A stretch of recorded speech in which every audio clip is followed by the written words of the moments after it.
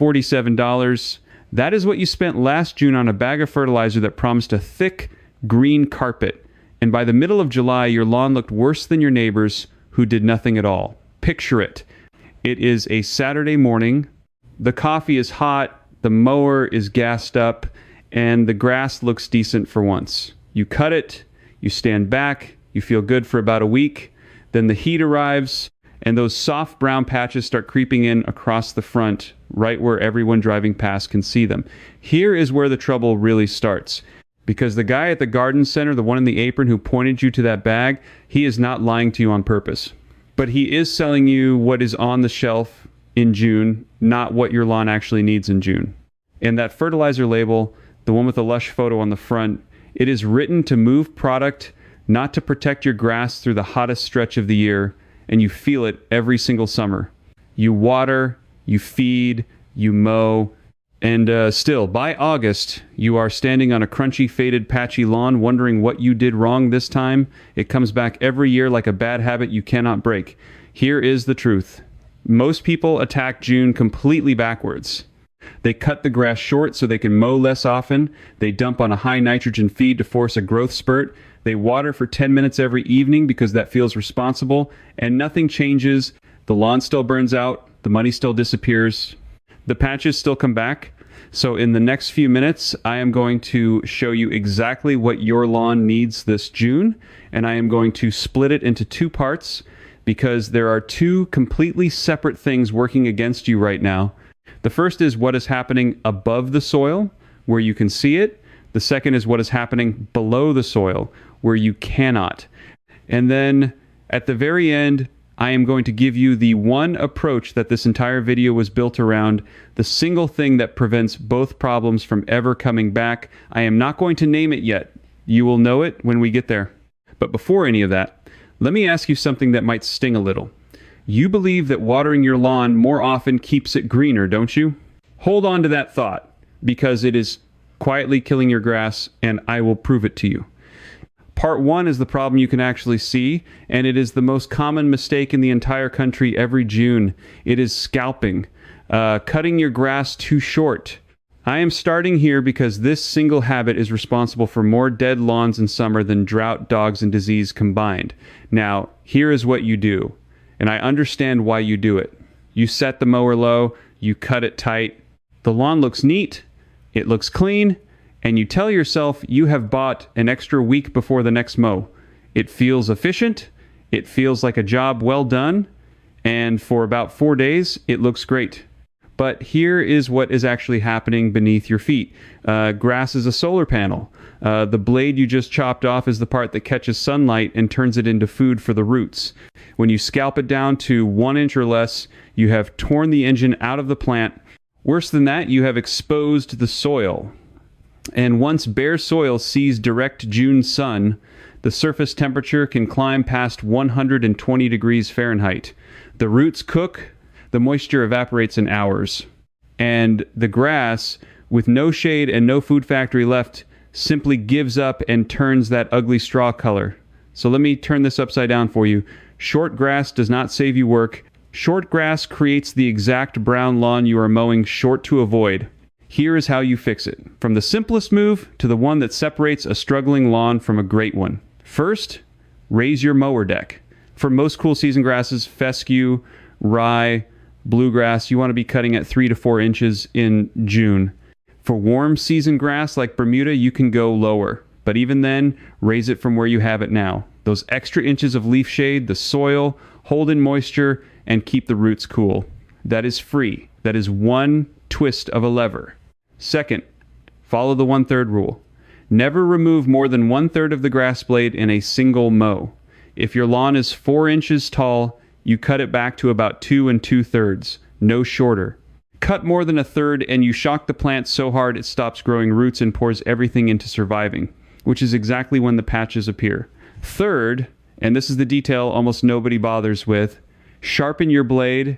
A dull mower blade does not cut the grass, it tears it. And a torn blade tip turns white and frayed, which gives the whole lawn that grayish, sickly look the day after you mow, and it opens thousands of tiny wounds for disease to walk straight into. Sharpen it twice a season, or pay a shop $15 to do it. A clean cut heals in a day. A torn cut bleeds moisture and invites trouble. And let me be very clear about what you are risking if you ignore this. A scalped June lawn does not just look bad for a weekend. Once those roots cook and the crown of the plant dies, that patch is gone. It will not bounce back when the weather cools.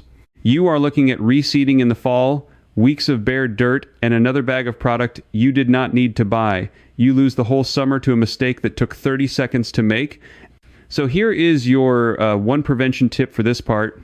Mow in the evening, not the blistering midday. The grass loses far less moisture to the cut when the sun is low, and it has all night to recover before the heat returns. Now, quickly, before we go underground, if this is the kind of thing nobody ever tells you in the garden aisle, do me one favor and tap subscribe. That is the whole point of this channel, the stuff the label leaves off and the apron guy never mentions. One tap, and you will not miss the next one. That is it. Let's keep going. And if you want to go even deeper than what this video covers, I put together something that might change the way you think about your entire yard from the ground up. The Amish Lawn Guide and the Amish Soil Guide, also available together as the Complete Amish Yard Field Edition, are built around the same principles you are hearing right now. The kind of knowledge that comes from generations of working the land without relying on bags and labels. For $97, you get both guides in one place, and the link is in the description below. Thousands of people have used these to stop guessing and start actually understanding what their lawn and soil need, season by season, not just in June. Now, back to what is happening below the surface, because this is where most people lose the entire battle without ever knowing it. Part 2 is a completely different beast, because this problem is invisible, and that is exactly what makes it so dangerous. Everything we just talked about happens above the soil where you can react to it. What I am about to describe happens below the soil, in the dark, where by the time you see the damage, it is already weeks too late. Here is the thesis, blunt and simple. Your lawn is not dying from the top down, it is being eaten from the bottom up. The universal mistake here is that people see brown patches in mid to late summer and assume it is a watering problem, so they water more. They feed more. They do everything right on the surface, and the patch keeps spreading because the real culprit is living 3 inches under the grass. I am talking about grubs, the fat white larvae of beetles, and the fungal diseases that move into a stressed June lawn. Left alone, grubs can chew through the entire root system of a section of lawn until you can literally roll it back like a carpet. That is not an exaggeration. When the roots are gone, the grass lifts away in your hand. And that kind of damage takes months and a full reseed to undo. So here is how you get ahead of it. 3 methods. From the cheapest thing you can do this weekend to the move a professional would make. Method 1 is the cheapest and the most powerful, and it costs you nothing but a change of habit.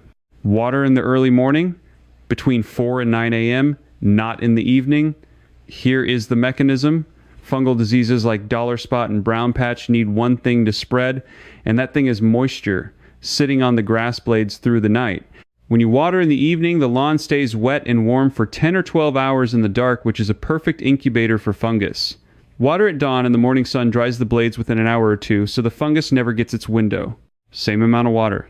Completely different result, just a different clock. Method 2 costs a little more and targets the grubs directly. Around late June into July is the exact window when beetles lay their eggs and the new grubs are small and feeding near the surface, which is the only time they are truly vulnerable. You have 2 real options. The natural route is beneficial nematodes, microscopic organisms you mix with water and spray on at dusk. They hunt the grubs underground and they are completely safe for kids, pets, and earthworms. A pack runs you around $20 to $30 and covers a typical lawn. The chemical route is a grub control product with an active ingredient that stops the larvae from developing. Either way, the rule is the same. Treat in the window when the grubs are young and shallow. Treat in fall when they are deep and the damage is done and you are wasting your money. Method 3 is the one a professional reaches for, and it is about feeding the right thing at the right time. Most people in June reach for a high nitrogen quick green fertilizer because they want that fast color. But forcing soft, fast top growth in the heat is like telling a tired runner to sprint. The grass burns through its reserves and becomes more vulnerable to disease, not less. What a pro does instead is feed with a slow release fertilizer and, crucially, add iron. Iron gives you a deep, dark green color without forcing that weak, fast growth, and it strengthens the plant against the heat. Look for a summer feed with a lower first number and chelated iron on the bag. You apply it at the rate on the label, no heavier, and you water it in lightly. That is the difference between a lawn that is merely green and a lawn that is actually tough. Part 3, prevention. This is the moment I promised you at the start. The single approach this entire video was built around, and here it finally is. It is the way you water. Not how often, how deeply. Most people water their lawn for 10 or 15 minutes every single day, and they think they are being good to it. But here is the actual truth. And this is the belief I told you at the start was killing your grass. Frequent, shallow watering trains your roots to stay near the surface because that is the only place the water ever reaches. Shallow roots mean a lawn that dries out in 2 days of heat and burns the moment you skip a watering. The fix is the exact opposite of what feels responsible. Water deeply and water rarely. 1 time a week, give the lawn around 1 inch of water in a single long session, enough to soak 6 inches down into the soil. When the moisture sits deep, the roots chase it down, and a deep root system can pull water from reserves that a shallow lawn never even reaches. That is the entire secret to a lawn that stays green through a heat wave while every other lawn on the street goes brown. And here is the tool, and it costs you nothing. An empty tuna can, set it on the lawn while the sprinkler runs. When it has collected 1 inch of water, you have watered enough, and now you know exactly how long your sprinkler takes to deliver it. Do that once, and you will use that number for the rest of your life. This one change alone can cut your summer water bill by 20 to 30% because you stop dumping water that just evaporates off the surface every morning. On a typical suburban lot that is real money back in your pocket every single season, and a lawn that survives the heat instead of surrendering to it. So, which one is for you? If you have a small, neat lawn and limited time, the high-impact move is mowing tall with a sharp blade and watering deep once a week. Those 2 habits alone will carry you. If you have a big, sunny lot that bakes in the afternoon, you live or die by that deep watering schedule and the morning timing. So set a sprinkler timer for dawn and forget it. And if you have ever seen a patch lift away or spread no matter what you do, you are dealing with grubs, and your June priority is that nematode or grub treatment in the early summer window before they ever get a foothold. Now, here's the thing nobody warns you about. Once you start mowing tall, watering deep, and feeding right, your lawn is going to grow thick and dense exactly like you want. But that thickness creates a brand new problem, a spongy brown layer of dead material that builds up right at the base of the grass, between the green blades in the soil. It is called thatch, and when it gets too thick, it blocks water and air from ever reaching those roots you worked so hard to grow deep, and it quietly undoes everything. If your lawn feels spongy when you walk on it, that is the warning sign. If that is you, type the word thatch in the comments right now, just that one word, so I know how many of you are dealing with it. Because my next video shows you exactly how to fix it, how to dethatch and aerate without renting expensive machines or wrecking your lawn in the process. Subscribe so it lands in front of you the day it goes live. Because if you skip that step, the deep watering and the tall mowing will only get you halfway, get the thatch right, and you finally have the lawn you have been chasing every June for years. Let me leave you with this, because I want it to actually stick. Your lawn does not need more of what you have been giving it. It does not need more frequent watering, it does not need a shorter cut, and it does not need that quick green bag the apron guy hands you in June. It needs the opposite of all 3. It needs height, so the blades can shade the soil and feed the roots. It needs depth, so the roots chase the water down where the heat cannot reach them. And it needs timing, so you treat the grubs when they are young, and you water when the sun can dry the blades before the fungus moves in. Everything fights you in June. The heat fights you. The beetles fight you. The advice on the bag fights you. But none of those things are the reason your lawn keeps burning out. The reason is that the standard playbook, the one almost everyone follows, is built to sell you product, not to keep your grass alive through the hardest month of the year. So this weekend, do 4 things. Raise the mower deck to 3 or 4 inches and leave it there for the whole summer. Sharpen the blade or pay the $15 to have it done so every cut heals instead of tears. Set the sprinkler for the early morning, drop a tuna can on the grass, and give it 1 full inch 1 time a week instead of a daily sprinkle. And if you have seen those patches that spread no matter what you do, get a grub treatment down in the early summer window while the larvae are still small and near the surface. Do those 4 things and you will not be standing on a crunchy, faded lawn in August wondering what went wrong. You will be the house on the street that stays green when everyone else gives up the one the neighbors quietly wonder about. And you will have done it with less water, less fertilizer, and less time than you are wasting before. That is what your lawn actually needs this June. Not more effort, the right effort, aimed at the right place, at the right time. Above the soil, you mow tall and cut clean. Below the soil, you water deep and strike the grubs early. And under all of it, you stop training your roots to be lazy and start training them to dig. Remember, most people pour more on top and watch it fail, but the real green, the deep, tough, heat-proof green, is built downward in the dark where the roots live. Get that part right, and the lawn takes care of itself. So raise that deck, sharpen that blade, grab that tuna can, and go check your lawn this weekend. And do not forget, if you are feeling that spongy layer underfoot, type thatch in the comments, subscribe so you catch the fix, and I will see you in the next one. Before you go, let me give you one more thing that will save you a headache later.